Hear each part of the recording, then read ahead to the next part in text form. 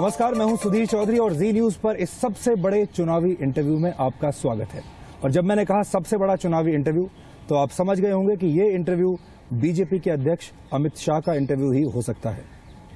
अमित शाह को बहुत सारे लोग वोटों का शहंशाह भी कहते हैं और आपने सुना होगा एक कहावत है जिसमें कहा गया है कि कुछ लोग जिस भी चीज को हाथ लगाते हैं वो सोना बन जाती है। और अमित शाह के बारे में कहा जाता है कि वो जिस राज्य को हाथ लगाते हैं वहां पर बीजेपी की सरकार बन जाती है। लेकिन दिल्ली का चुनाव इस बार बहुत बड़ा चुनाव माना जा रहा है और सवाल ये उठाए जा रहे हैं कि इस बार भी वो जादू चलेगा या नहीं। और अगर बीजेपी की सीट एक भी कम आई या फिर बीजेपी सरकार नहीं बना पाई तो लोग सवाल उठाने शुरू कर देंगे। प्रधानमंत्री नरेंद्र मोदी की ब्रांड इमेज पर सवाल उठेंगे और खुद अमित शाह की क्षमता पर भी सवाल उठने शुरू हो जाएंगे। किरण बेदी पर सवाल उठने शुरू हो जाएंगे। इसलिए ये इंटरव्यू बहुत महत्वपूर्ण है क्योंकि आपको इन सब सवालों के जवाब आज इस इंटरव्यू में मिलेंगे। अमित जी, आपका बहुत बहुत स्वागत है। और जैसे मैंने कहा कि पूरे देश की नजर दिल्ली पर लगी हुई है क्योंकि दिल्ली राजधानी है, सत्ता की राजधानी है।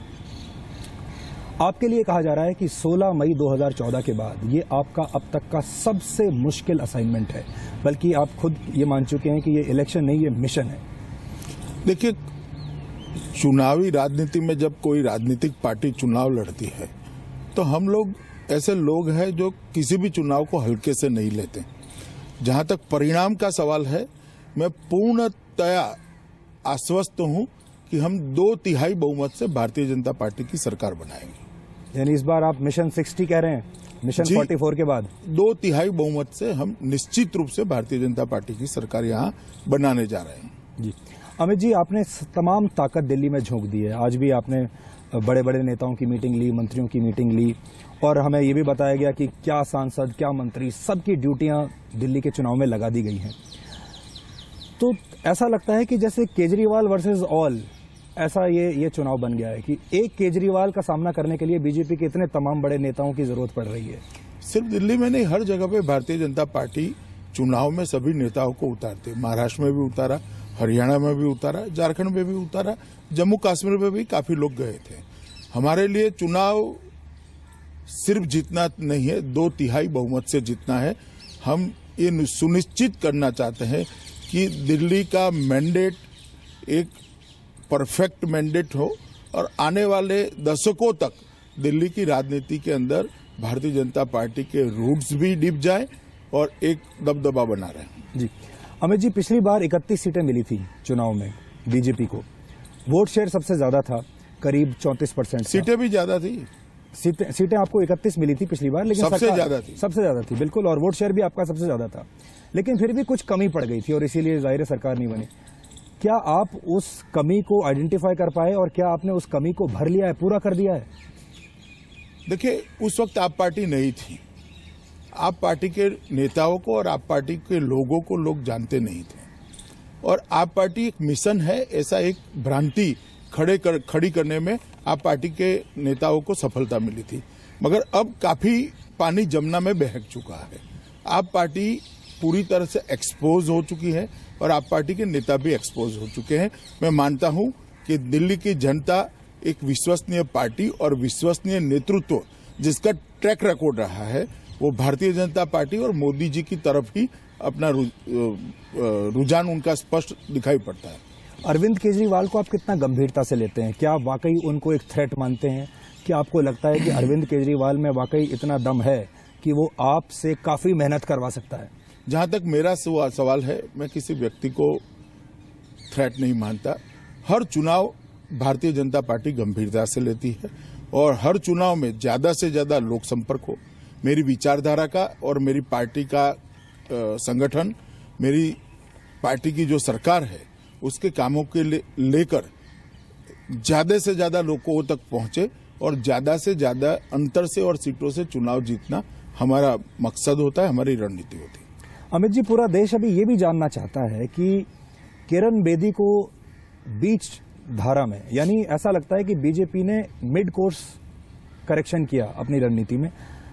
चुनाव जब कैंपेन चल रहा था उसमें बीच में आपने कुछ करेक्शन किया किरण बेदी को लाकर, उसकी क्या जरूरत पड़ी? देखिए, जहां तक किरण बेदी का सवाल है, इसको आइसोलेटेड केस इन नाते मत लिखिए। हमने कई बार नए नए लोगों को प्लेटफॉर्म दिया है जो अपने अपने क्षेत्र में अच्छा काम कर रहे थे, जिनका अच्छा ट्रैक रिकॉर्ड है और जनता में जिनकी अच्छी छवि है। कुल मिलाकर भारतीय जनता पार्टी की स्थापना से ही ये हमारी नीति रही है कि अच्छे लोगों को पॉलिटिक्स में प्लेटफॉर्म देना, चाहे वो अभी का देख लीजिए राज्यवर्धन राठौड़ हो, जसवंत सिन्हा जी हो, जनरल खंडूरी हो, चेतन चौहान हो, नवजोत सिंह सिद्धू हो, इन सबको हमने प्लेटफॉर्म दिया है। इसी तहत हमने किरण जी को भी दिया है और किरण जी का क्राइम और करप्शन के सामने लड़ने का जो रिकॉर्ड है, इनकी एक इमेज जनता में बनी है, इससे निश्चित भारतीय जनता पार्टी को राजनीतिक फायदा भी है। बहुत सारे लोग ये कह रहे हैं, खासतौर पर जो बीजेपी के दिल्ली के जो क्षेत्रीय नेता हैं, वो ये कह रहे हैं कि किरण बेदी को लाने का फायदा कम और नुकसान ज्यादा होगा, और आपने किरण बेदी को लाकर दिल्ली में अपने ही घायल शेरों की संख्या बहुत बढ़ा दी है।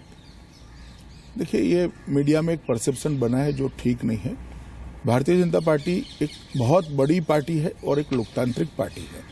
जब फैसले होते हैं तो थोड़ा इधर उधर स्वर आता है, मगर पर्चा वापस खींचने के बाद एक भी प्रत्याशी भारतीय जनता पार्टी का बागी प्रत्याशी नहीं है और पूरा संगठन एकजुट होकर, एक मुश्त होकर आज चुनाव जीतने में लगा है और मैं देख रहा हूं उसको।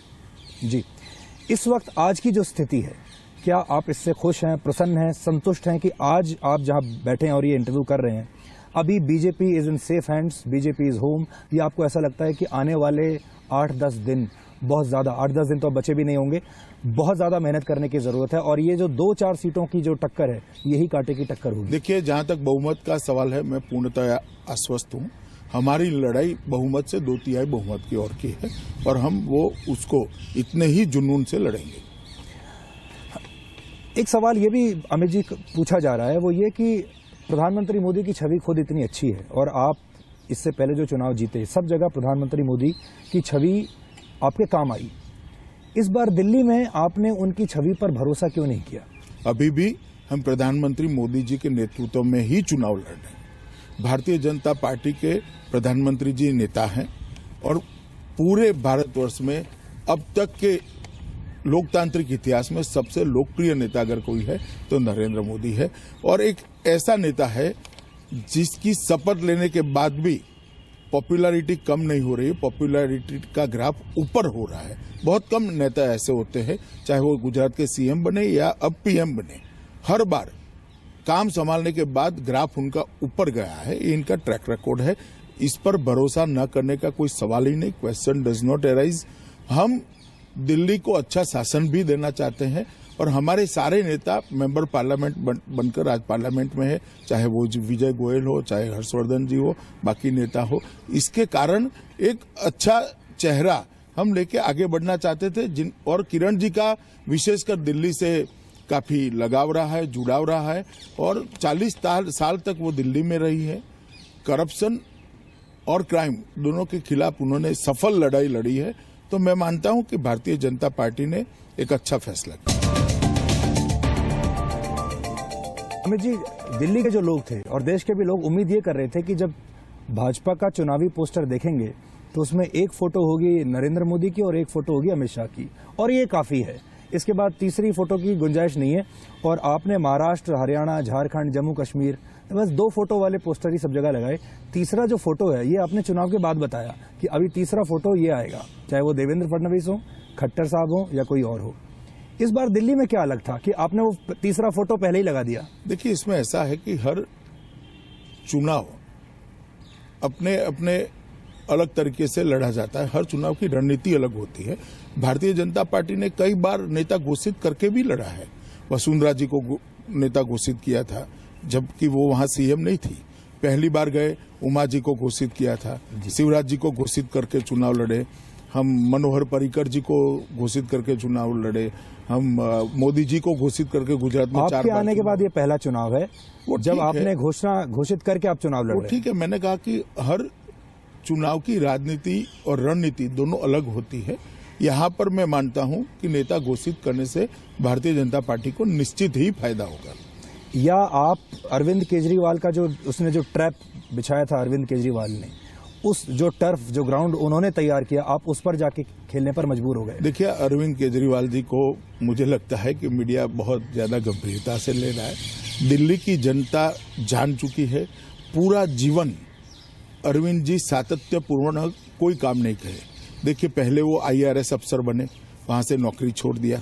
बाद में NGO बनाए, वो बंद कर दिया। बाद में अन्ना के आंदोलन से जुड़े और कहा कि हम कभी राजनीति में नहीं जाएंगे, राजनीति में आ गए।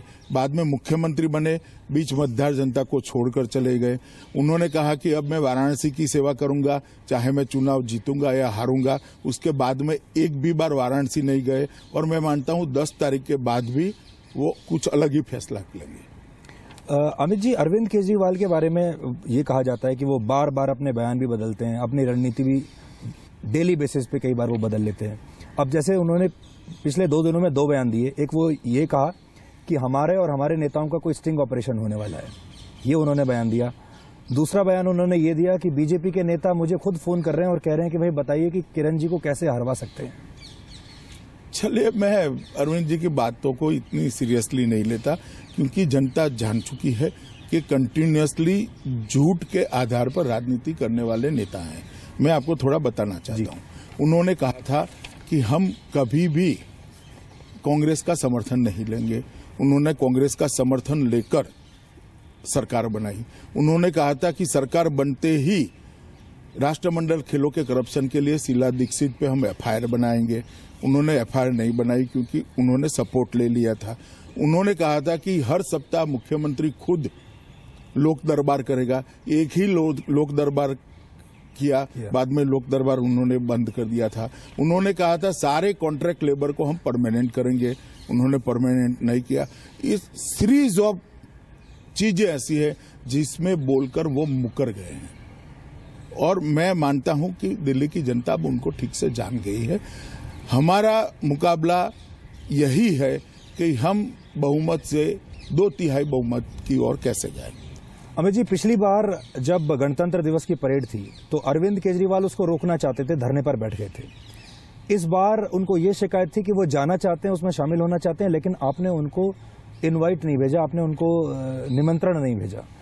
तो अगर वो आ जाते तो क्या समस्या थी? हमें कोई समस्या नहीं है। भारत के राष्ट्रपति की ओर से सब पूरी जनता को निमंत्रण गया है। एक पब्लिक प्रोग्राम था, मगर मुझे लगता है कि वो इशारा कर रहे हैं कि उनको VIP पास नहीं मिला। शायद वो उनका ग्रीवेंसेस है, मगर मैं मानता हूं कि VIP कल्चर का विरोध करने वाले लोगों ने VIP पास की अपेक्षा नहीं रखनी चाहिए। जो लोग VIP कल्चर का विरोध कर रहे हैं उनको VIP पास की अपेक्षा नहीं करनी चाहिए। अरविंद जी अगर आम आदमी के बीच में बैठते तो वो जो बोलते हैं और जो करते हैं उसके बीच में थोड़ा अंतर कम हो जाता। तो आप उनको ये सलाह दे रहे हैं कि अगर वो आना चाहते थे मेरी तो सलाह नहीं है, भी वो आम लोगों के बीच में आ सकते थे। मेरी सलाह ये नहीं है, वो हमेशा ऐसा बोलते रहते हैं, इसलिए मैं कह रहा हूं। वो हमेशा बोलते हैं कि मैं एग्जीक्यूटिव क्लास में नहीं जाऊंगा, बाद में बैठ जाते हैं। वो हमेशा कहते हैं कि मैं मेट्रो में जाऊंगा, बाद में SU4 में चले जाते हैं। वो हमेशा कहते हैं कि मैं सरकारी मकान नहीं लूंगा, बाद में बंगला ले लेते हैं। वो कहते हैं कि गाड़ी का डिमांड करने वाले लोगों को हम टिकट नहीं देंगे, बाद में पूरी कैबिनेट एक साथ गाड़ी ले लेती है सरकारी। तो जो कथनी और करनी में अंतर है वो थोड़ा कम हो जाता अगर वो आम आदमी के बीच में बैठकर परेड देखते थे।